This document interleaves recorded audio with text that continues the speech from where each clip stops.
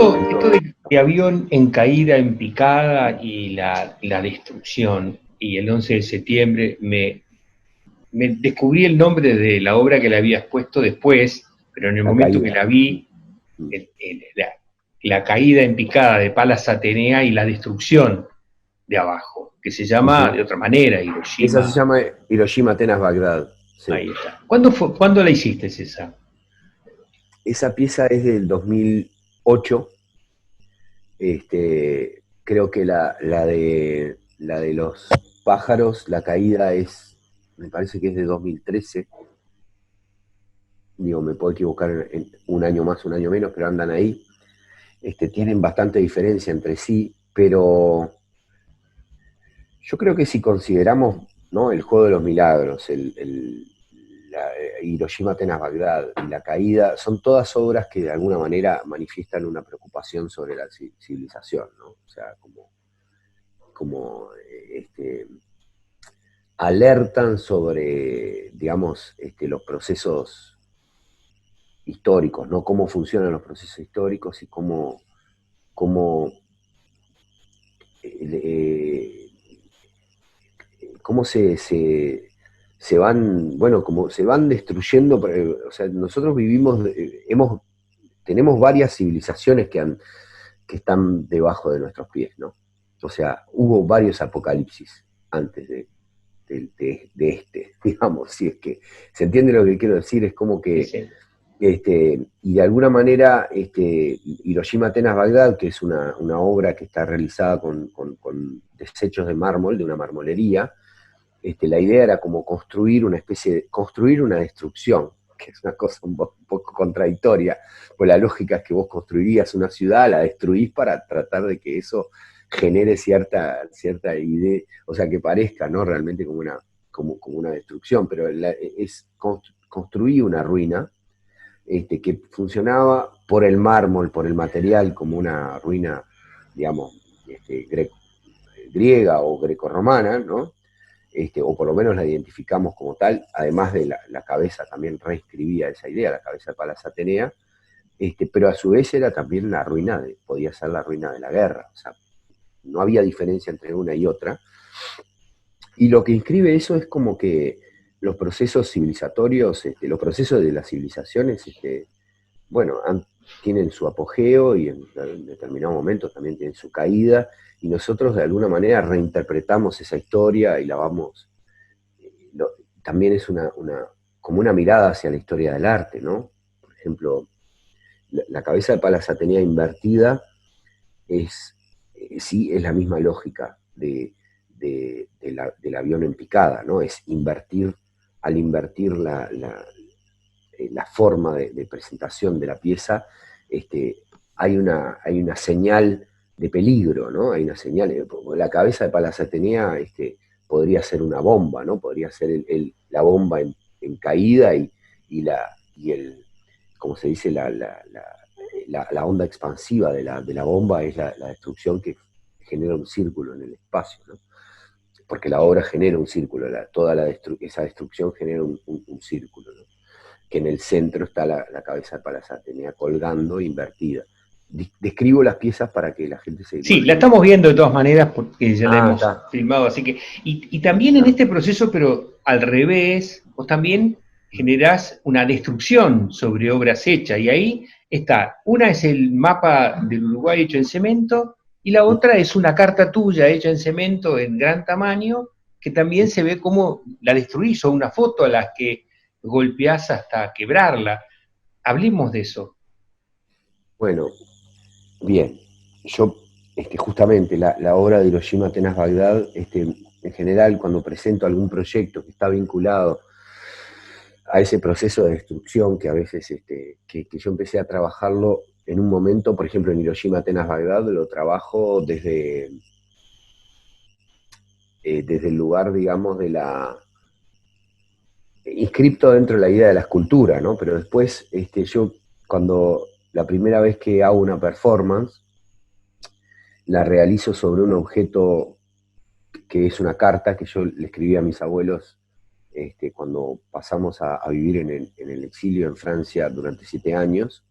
esa carta que marca, inscribe, digamos, toda una historia que hay hacia atrás, que tiene que ver con el asesinato de mi padre en la época de la dictadura. Es decir, esa carta inscribe una especie de el comienzo de una serie de obras que van a revisar un poco la peripecia personal, dolorosa de toda esa historia, digamos, que empieza con el asesinato de mi padre. Después nosotros nos vamos a Montevideo con mi madre y luego terminamos en Francia por circunstancias de una especie de exilio involuntario, el hecho de que mi madre se enamoró de una persona que estaba exiliada.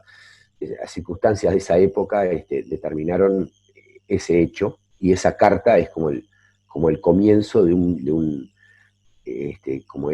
efecto mariposa que fue determinado por ese hecho del asesinato de mi padre. Entonces esa carta yo la escribo como en una performance, hago una gigantografía de esa carta, que es una carta que está como medio, digamos, también fue una carta que encontramos en la casa de mi abuela cuando después que había fallecido, desarmando el cuarto, me encuentro con un papelito doblado, y esa carta era esa primer carta, ¿no? Que cuenta un poco el viaje que tuvimos con mi hermana en avión, porque viajamos solos a Francia en avión, y después describe la casa donde pasamos a vivir durante esos 7 años, ¿no? Una cosa que es un evento absolutamente personal. ¿Qué edad tenías? Yo tenía 8 años.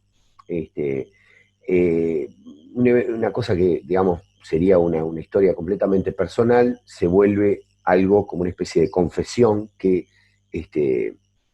comulga con el espectador en otros procesos dolorosos, digamos, de la historia personal de cada individuo que se vincula con esa pieza, ¿no? Eso fue una cosa que yo lo descubrí después, ¿no? Cuando hice esa pieza pensaba que, bueno, en definitiva, era una especie de homenaje a mi madre, a mi hermana y a nuestra historia, y después terminó siendo algo que realmente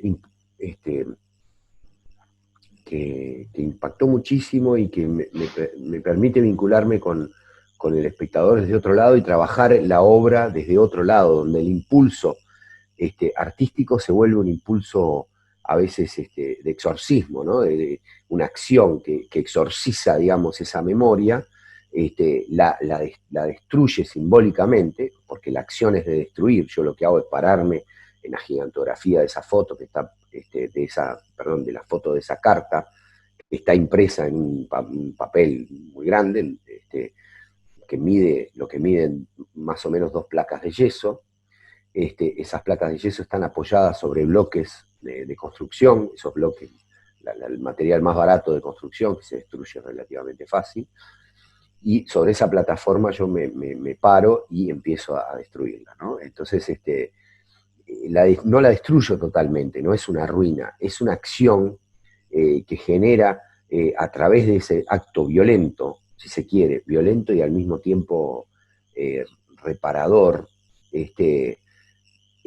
lo que nos lleva al presente esa memoria de una manera que articula en el tiempo una acción que en un principio es una acción utópica, que es como retroceder en el tiempo y modificarlo. Lo inscribe en el presente y hace que uno empiece a reflexionar sobre esa historia personal como una historia colectiva.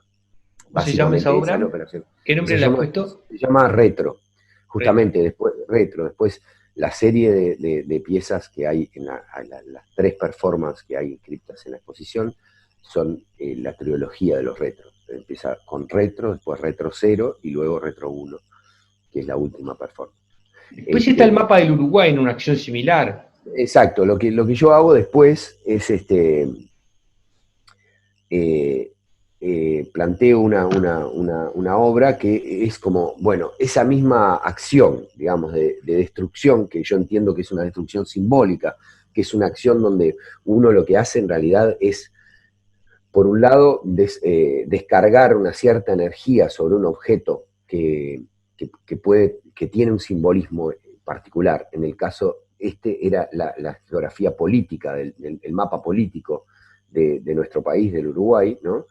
Que, bueno, ustedes saben bien que los mapas políticos no tienen nada que ver con la geografía de la naturaleza, ¿no? O sea, la geografía natural es el mapa de América del Sur, que es una separación de las placas tectónicas en determinado momento de millones de años para atrás, ¿no? Que bueno, en un momento se separa de África, ¿no? Eso es una geografía natural. Ahora, el resto de los países son procesos históricos de guerras y de, y de procesos económicos bueno, y procesos muy de identidad también, pero en definitiva una conformación que es producto de una historia de conflictos, ¿no? Entonces, bueno, ese mapa, que es el mapa político, lo hice más o menos en cemento, como una especie de placa de cemento, un piso de cemento, con la forma del Uruguay y del mapa geográfico, más o menos en un largo de 3 metros por 2,5, y invité bueno, nada, invité a gente, algunos artistas sí los invité personalmente, y otros, gente público, así que quería participar de esa acción, que se llama Renación, que era la acción mismo de cada uno hacía su propia performance sobre el territorio, solo que empezaban las personas mayores primero a destruirlo, y luego iba en forma decreciente en edad, ¿no? Los niños ya lo encontraban rotos, prácticamente, ¿no? O sea, prácticamente casi no tenían más nada para romper. De hecho, los niños no participan en la ruptura, ¿sabes? Mis 2 hijos participaron de esa performance. El mayor, que ya tenía 20 años, 19 años, perdón, él sí, ¿no? Destruye, digamos, llega al final, ¿no? Que sobre el final. Pero el menor no quiso participar de esa parte, sin embargo, sí en la reconstrucción, porque después todo ese grupo humano que rodea, digamos, el mapa, porque está el video, hay un video y el resultado de la performance, que eso es un poco el procedimiento que yo uso cuando hay una performance. Lo que yo entiendo que el resultado final de la performance es una escultura, ¿no? Ese es mi propósito artístico, ¿no? Que solamente que esa escultura es producto de un ejercicio que no es una, ¿cómo se dice? Una operación simbólica en el cual el artista modifica la materia para generar una forma, no. Es una acción que modifica la forma, pero a través de un proceso performático donde hay una energía que es aleatoria, que tiene que ver con ese sentimiento en ese momento de destruir y de destruir simbólicamente ese elemento, ¿no? Y entonces acá lo que está filmado desde arriba, y bueno, y pasa, digamos, del golpe a una especie de sonido de crujir, de crujimiento, donde, bueno, las personas van colectivamente rearmando ese territorio, ¿no?